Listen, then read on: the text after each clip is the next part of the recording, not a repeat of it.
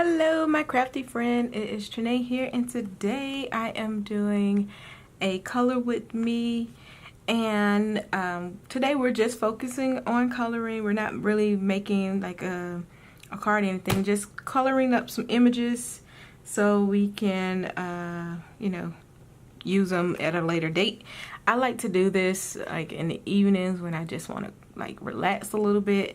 It's actually my way of practicing mindfulness, or like some people like to call it like a form of meditation.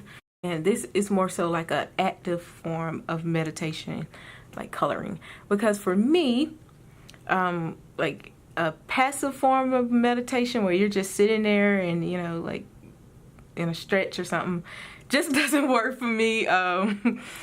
My mind isn't set up that way. I have a good bit of energy so I need to be doing something. So I like to get my stamps and just color out some of the images. So I am using my Copics in the E's.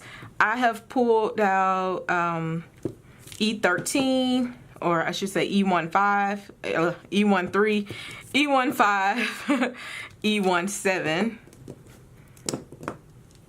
And I have the next set is going to be E21, E23, E25, and E27. And I have also pulled out E50 just in case I need it. I won't need it for the monkeys, but I will need it for the bananas. So I'm gonna sit it to the side until I need it.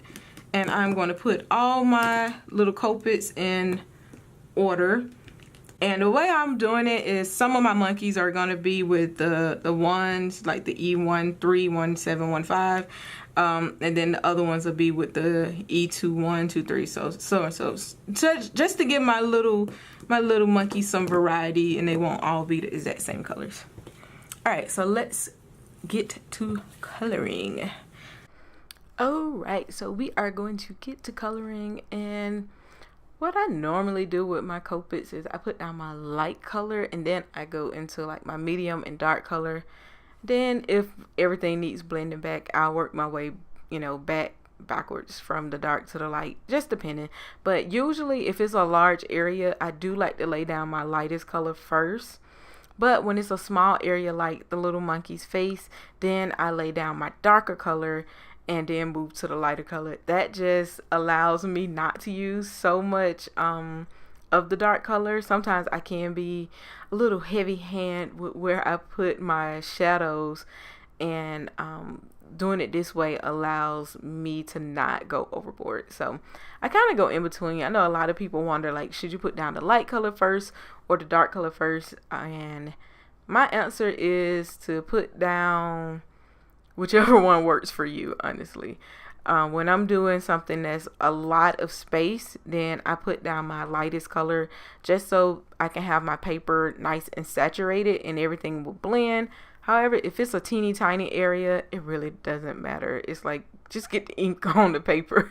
That's all you need to worry about, is getting the color and the pigment on the paper and blend it until it looks like you want it. That's what helps me with Copic coloring. Don't get so caught up on trying to figure out which shade comes first. Just work it and make it you. So I am just coloring my little monkeys, and as I said, I'm doing each one a little bit different. So this one is kind of like the lightest one, and then on the other ones I am going to do them a little bit darker, not a whole lot, because as you can see, I don't have a whole lot of markers out. I just have a couple of them. But I feel like even with just using 2 different markers on each monkey, you can get a different look and have a lot of texture and dimension to your artwork. So that is pretty much my coloring philosophy with Copics. I really do enjoy using Copics, and it had been so long since I've used my Copics, just because I've been using a zig. So I'm happy to be coloring with them. So I am going to stop blabbing and just let you enjoy the rest of the video.